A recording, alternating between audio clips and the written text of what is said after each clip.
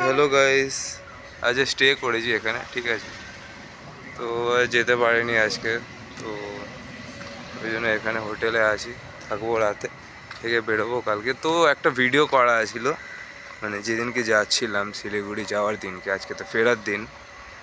তো ওই দিনে মানে হিন্দুরা পথ অবরোধ করেছিল কোনো কারণে।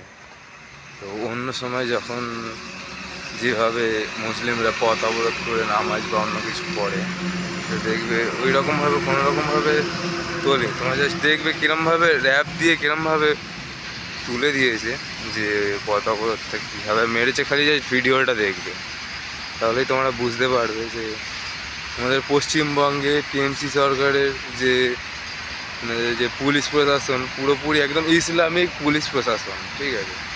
যখন এরা নামাজ পড়ে, ঠিক আছে, তখন কোনো পুলিশ প্রশাসন দেখতে আসে না, ঠিক আছে।